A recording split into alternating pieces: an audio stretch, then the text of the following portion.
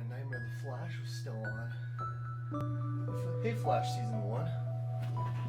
What are you doing here? Oh! I really like the idea of the Flash still being in my zeitgeist, but you know, it's been a while since I've reviewed the seasons on the channel. In fact, I don't even think that I've talked about seasons 8 and 9 yet, so it could be a really good time to do it. What about me? Okay, you, I'm not so happy to see, I'm not gonna lie. What, get out of my room. Ugh. Well, I guess you're okay. I just like, you're just there, bro. Where are you guys coming from?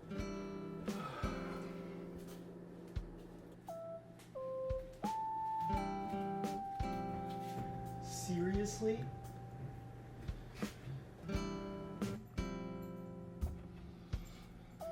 Okay, well, I don't mind seeing season 6, so that's fine.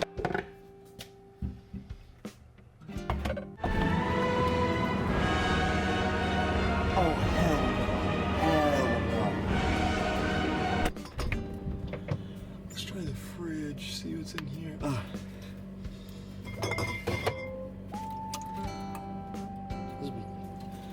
This shit busted.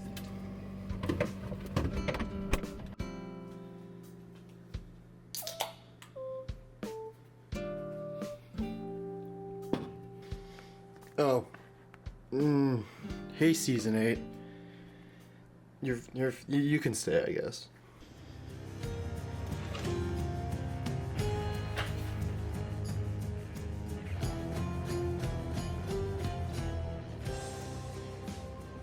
So, almost a year ago now, The Flash wrapped up its 9th and final season, and I have just done nothing with it on the channel. Believe it or not, the final season was actually pretty bad. I know, what season of The Flash is bad? I can't believe that this show has a bad season in it. But yeah, I didn't like the final season of The Flash a lot, and you know, there's other final seasons that I don't like that I make videos about, but I just couldn't bring myself to talk about The Flash Season 9. I knew that I had to talk about it somewhere else and some other time, and while I do have something planned for the entire show, I figured I haven't made a ranking video in a long time to just kind of update you all about the show and my opinions on it, because I did recently rewatch it. So without further ado, let's go ahead and hop into my ranking of all 9 seasons of CW's The Flash from 2014 to 2023. Coming in at the bottom, we have season 7. I mean, you can blame it on COVID, or you don't blame it on COVID, but I really don't think there's much contest about whether or not season 7 of The Flash is the show at its worst. The season was already dealt a pretty bad hand by being forced to wrap up the second plotline of season 6, and this is something that could have been pretty interesting if the showrunners had decided to retrofit the remaining plot to be a true part of season 7.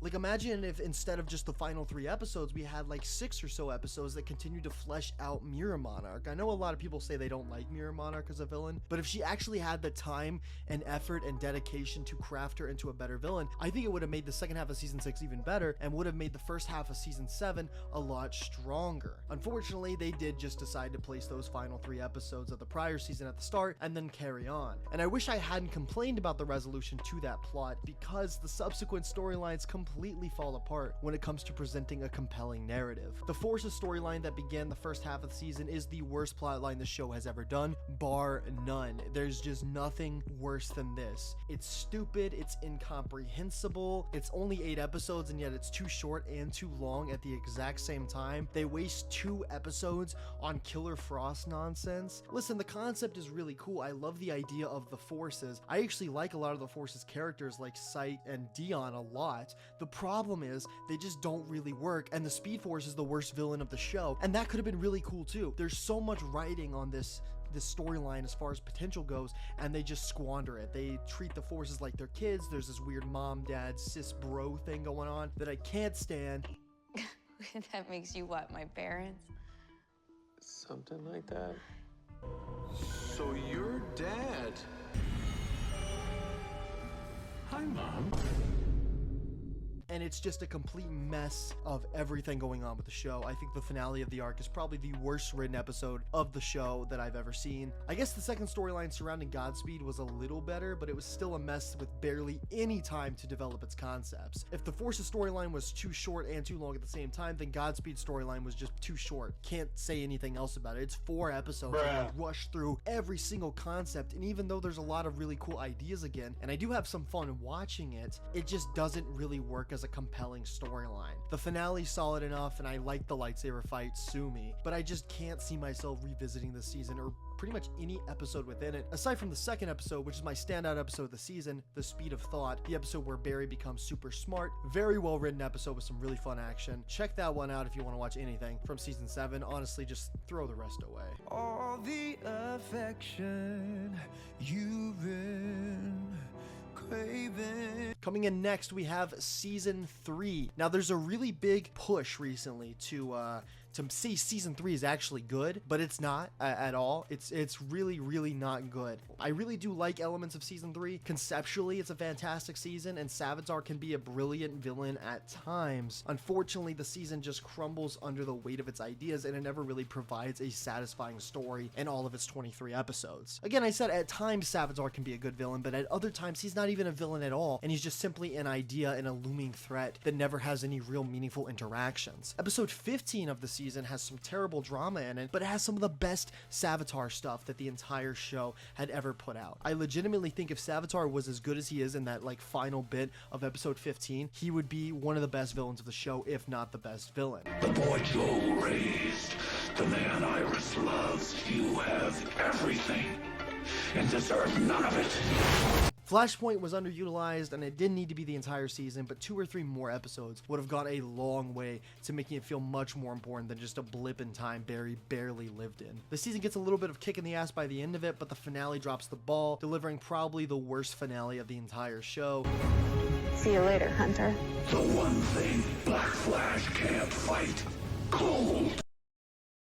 It's not a terrible season, but one that just really missed out on the potential it had to be the best of the show, and you can see that potential in my standout episode, Infantino Street, the penultimate episode of season 3. That is an utterly terrific episode. I really recommend everyone check that out. If you haven't seen it in a while, go rewatch that one. Just so good. It almost would have made the entire season worth it if the finale had stuck the landing. It's made of calcified Speed Force energy. Coming in at number 7, we have, unfortunately, Season 9. It's such a shame, honestly, that Season 9 is as low as it is. This should be one of my favorite seasons. Unfortunately, too much of it is just bogged down by feeling like a generic business-as-usual season of The Flash, without any of the celebration that should follow a final season. This season really kicks itself in the ass for the final chunk of episodes, but I wish that it could be something like Arrow, where every episode was just a big self-indulgent celebration. That would have been a lot better than whatever we get with this muddled and disappointing Red Death storyline. And then the next 3 episodes after that, that interlude is just so bad. The episodes range from downright terrible to decently solid, I guess. But even if all the filler episodes weren't trash, why do we have 4 of them in the season? It just adds, it's 13 episodes. We don't need this much nonsense. I will say, I think the final third of the season is pretty great. I know that's kind of a hot take. Some people really like the episodes in here. Some people like some of them and hate other ones, but I think they're all pretty strong. It's My Party and I'll Die If I Want To is a fantastic episode and a great swan song for the crossover section of the Arrowverse and for the character of Oliver Queen. The entire final arc is one of my favorites of the show. I don't care what anyone says. A New World Part 1 is a terrific full circle type of episode, and I adore the finale, A New World Part 4. Cobalt Blue was a surprisingly fun villain despite the limited screen time, and the final scene of the series is so good. I just wish the season was better. I wish the season had more celebratory moments, like I said. I wish the stakes were higher. I wish the Red Dead storyline just was relevant to any part of the season. And yeah, of course, I wish Cobalt Blue had more screen time, but I think a lot of the importance of the Cobalt Blue storyline is Eddie's downfall to become Cobalt Blue, rather than just the character of Cobalt Blue existing. Again, the final third is pretty solid, but I just can't let it save the first muddled and downright bad 2/3 of the season. The Flash deserved a way better final season than what it ended up getting, and the only reason I have this season above 3 and 7 is because that final stretch is just so strong for me. I'm the one true god of speed. No, I am.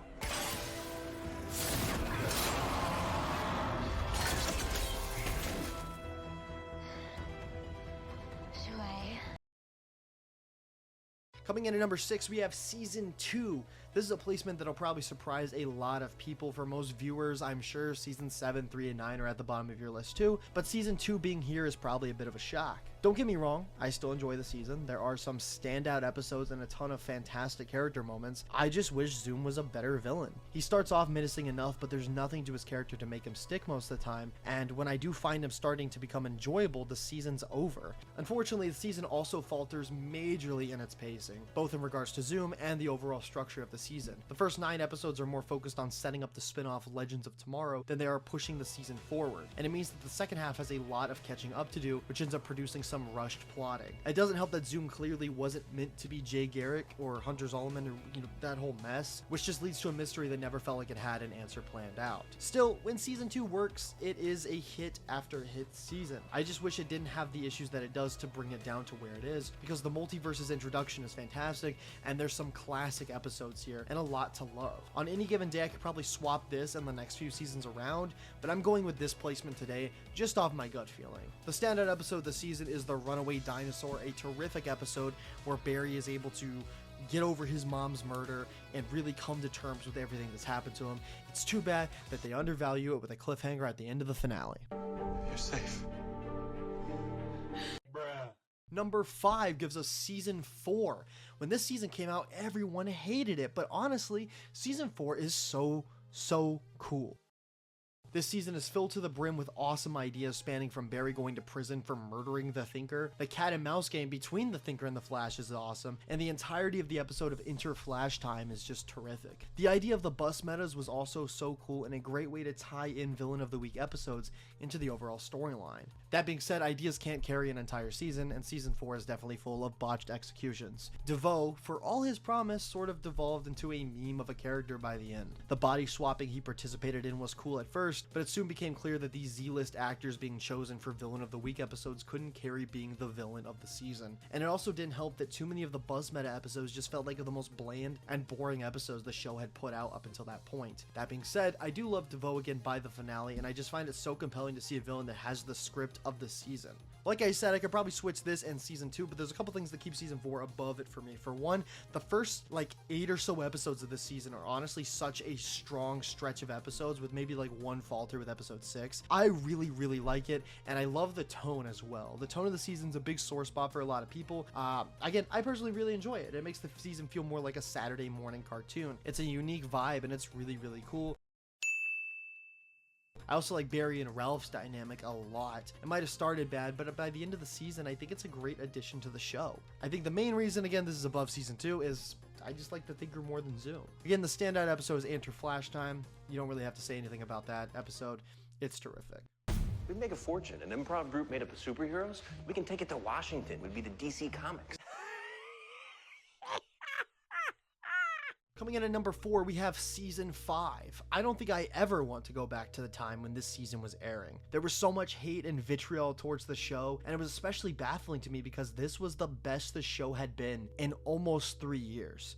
There are problems, of course there are, but when it works, Season 5 competes with the best of the show for me easily. Conceptually, both main components of the season are, in my opinion, exceptional. Nora and Cicada are very fun additions. Nora because she's Barry's daughter from the future, and Cicada because a serial killer that targets metahumans with a special dagger is just cool to me, okay? Yes, Chris Klein overacted. Yes, there are some issues with the storyline, and the dagger doesn't always work, but I don't care. I don't care. And that's not even touching on the fact that it ties into Eobard Thawne. He's so good this season, and the way he's manipulated Nora behind the scenes is so fascinating. The way the mystery unfolds kept me on the edge every episode, and I love just seeing everything unfold and finding out what would happen next. Of course, it's not all amazing. Season 5 has its fair share of bad episodes and plot lines. Literally anything to do with Killer Frost is terrible, but I still can't find it in me to dislike it when it's got so many good elements in it, and it's such a strong thematic season of the show. It's basically got everything back that seasons 2 through 3 were missing, and I honestly don't understand why people don't enjoy this season. My standout episode for the season is the 100th episode, What's Past is Prologue. Aside from the dumb ending with Cicada jumping off at the end, pretty solid episode. Every meta will die. It really had no right to be this good, but my number 3 spot goes to season 8. Season 8 had a lot riding on it. If you hated season 7, it was the season that answered the question of whether or not you should keep watching. And if you hated season 7 but have no sense of quality control, it was the season that answered the question of whether or not you'd like to spend the next 20 weeks enjoying the show or not. Luckily for me, I quite enjoyed season 8's offering. Armageddon opens the season on a wonderful note. It's a shorter graphic novel, only 5 episodes, but it proves that shorter ones can work, which was definitely a relief after season 7. Despero is a very fun villain, something needed after season 7's offerings, which, again, pretty terrible. And the Reverse Flash plotline is the best the character has probably ever been, in my opinion. Don't at me. The interlude following Armageddon was, just alright, but luckily I really liked the following graphic novel, Death Revisited. Deathstorm was a terrific villain, really cool, the visuals were exceptionally awesome, and I just, I love that he's just a space god of death, and he comes in and he just like destroys things, and it's so cool. Sure, the finale with Killer Frost taking him down was a little underwhelming, but I don't know, I really like it. And the final leg of the season surprisingly manages to take all the tangled mess of storylines and untangle them into a tangible conclusion. The negative forces are fun, Iris's time sickness plays into them well, and we get answers to that I find compelling. And I definitely have issues with Iris being out of the season for so long, but when Negative Part 2 is as good as it is and has such a fun finale fight with Thawne and Barry using all the forces, I just can't have it in me to hate it. In fact, that's my standout episode, Negative Part 2. What a great finale to a great season that really refilled my hope in the show, only for season 9 to come in and just be one of the worst seasons that show's put out. Oh, yes! Sound the opinion alarm, because here we are with my number 2 spot, season 1. All right. Season 1 and number 2, what the hell? Season 1 of The Flash really got the show off to a running start, I cannot lie. Coming off the heights of Arrow's great first 2 seasons, many people were curious about how this new show would stack up, and honestly, the first season is probably better than most of Arrow's output. The best part about season 1 is the central mystery. The mystery of who Harrison Wells is such a well done main storyline, and it definitely blinds you from the shortcomings the season does have, mainly the pointless drama, the stupid will they won't they relationship with Barry and Iris, and the Linda romance, which is just way too teen drama filled for me to enjoy in this day of age when there's so many more interesting drama seasons of the show coming forward. But there are so many standout episodes ranging from the pilot to the finale fast enough, as well as the engaging and twist heavy Man in the Yellow Suit. The pacing of the season is just brilliant and keeps me coming back to it more than basically any other season below it on this list. The flaws are here, however, like I said, this is definitely a CW show, but it still ends up being good. I mean, as far as first seasons go, there are a few episodes that don't really live up to the rest of the season. All-Star Team Up is a big example of that, but at the end of the day, it's still one of the best, and for many, the best season of the show, and for good reason. A great main villain, good characters, and a tremendous finale allow this to be near the peak of the CW, at least as far as what I've consumed. My standout episode is in fact the finale, Fast Enough, which for the longest time was my favorite episode of the show. Coming in at number 1, we have season 6. I know this is probably a huge shock to a lot of people, and I wrestle in my mind frequently about which season I prefer between this and the show's debut. Ultimately, I've been just leaning more toward this one, seeing as it's my top spot and all. My main reasoning is just how damn good this season is. Part of the reason it works so well for me is the history behind everything. I've often maintained that seasons later in a show's run can often be the best because when all the foundations are set, the stories can be themselves and deliver more interesting concepts. And I absolutely love season 6. It's the first season to adapt the split pod-like structure known as graphic novels, and it's still, after the 3 seasons that followed, the best execution of them. The first half, called Blood and Truth, is a terrific showcasing of the character of Barry Allen, and his dynamic parallels with Ramsey are exceptionally well written.